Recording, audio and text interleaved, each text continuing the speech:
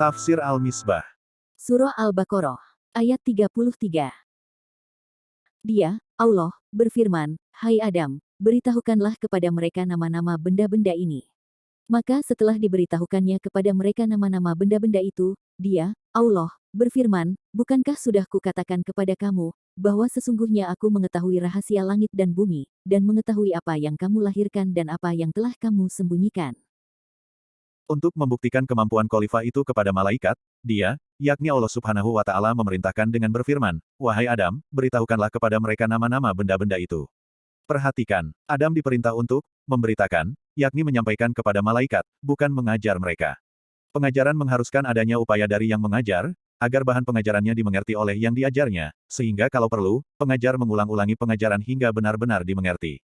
Ini berbeda antara penyampaian pelajaran dengan berita. Penyampaian berita tidak mengharuskan pengulangan, tidak juga yang diberitakan harus mengerti.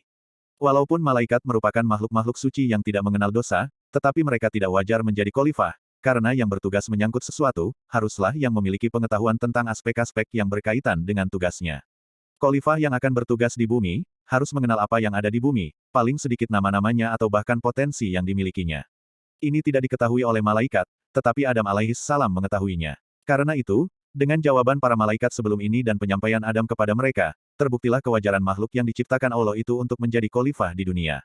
Maka, setelah kemampuan Adam alaihis salam terbukti, diberitahukannya kepada mereka, para malaikat, nama-nama benda-benda itu, Allah berfirman kepada malaikat, "Bukankah sudah kukatakan kepada kamu, bahwa sesungguhnya aku mengetahui rahasia langit dan bumi, dan mengetahui apa yang kamu lahirkan dan apa yang telah kamu sembunyikan."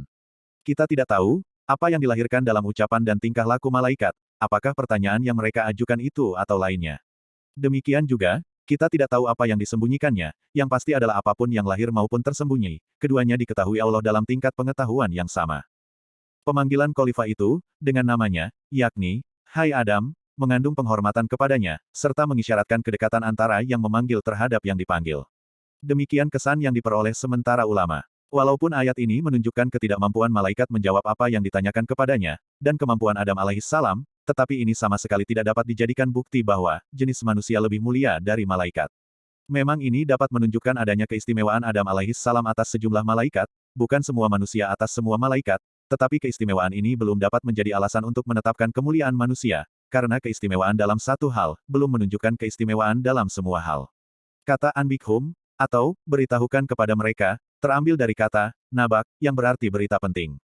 Ini mengisyaratkan bahwa, apa yang diajarkan kepada Adam alaihis salam, dan yang kemudian diperintahkan kepada beliau untuk menyampaikannya kepada malaikat, adalah informasi yang sangat penting. Kepentingannya bukan saja pada nilai informasi itu, atau bahwa ia menjadi bukti kebenaran pilihan Allah Subhanahu wa Ta'ala dalam menugaskan manusia menjadi khalifah, tetapi juga karena informasi itu, merupakan syarat bagi suksesnya tugas-tugas kekhalifahan, yang merupakan salah satu tujuan utama penciptaan manusia. Sebelum ini, pada ayat 30, Allah Subhanahu wa Ta'ala menyampaikan bahwa, "Sesungguhnya aku mengetahui apa yang tidak kamu ketahui." Tetapi di sini dinyatakan bahwa, "Bukankah sudah kukatakan kepada kamu, bahwa sesungguhnya aku mengetahui rahasia langit dan bumi." Ini berarti bahwa, apa yang disampaikan pada ayat 30 itu, adalah kesimpulan dari sekian hal yang disampaikan Allah Subhanahu wa Ta'ala kepada mereka, yang kemudian oleh ayat 33 ini diungkap sebagian dari apa yang disampaikan itu. Ayat 30 belum membuktikan kebenaran informasi Allah, karena itu uraian di sana belum diperinci, sehingga boleh jadi ada keraguan dalam benak pendengarnya, sedangkan ayat 33 ini, mengandung bukti kebenaran tersebut. Dari sini wajar ia diperinci untuk lebih membuktikan kebenaran informasi ini. Firman-Nya, "Wa ma kuntum taktumun," artinya, apa yang telah kamu sembunyikan, oleh para ulama dibahas secara panjang lebar, khususnya kata, kuntum, yang secara umum berdasar kaidah kebahasaan menunjukkan telah terjadinya satu peristiwa di masa lalu. Ini menimbulkan kesan bahwa, sejak dahulu, sebelum dialog ini, telah ada sesuatu yang tidak diungkap oleh para malaikat itu, yang oleh pengarang tafsir Al-Jalalain dinyatakan bahwa, itu adalah dugaan mereka, bahwa Allah tidak akan menciptakan makhluk yang lebih mulia dan lebih mengetahui dari para malaikat. Kalau pendapat ini diterima, maka, itu mereka sembunyikan di dalam benak mereka, dalam arti, mereka tidak mengungkapkannya, karena mengucapkannya dapat mengandung makna keangkuhan, padahal mereka telah terbebaskan dari sifat angkuh atau berbangga diri. Selanjutnya, penggunaan bentuk mudorik, atau kata kerja masa kini, untuk taktumun, atau menyembunyikan, mengisyaratkan bahwa, itu mereka lakukan dari saat ke saat.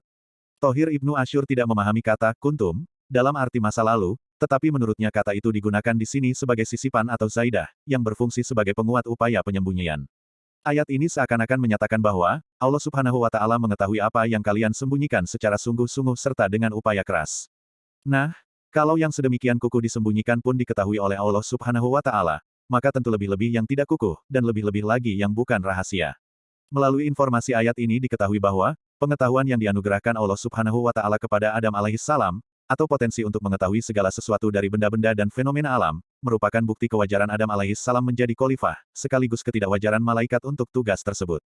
Kekhalifahan di bumi adalah kekhalifahan yang bersumber dari Allah Subhanahu wa Ta'ala, yang antara lain bermakna melaksanakan apa yang dikehendaki Allah menyangkut bumi ini.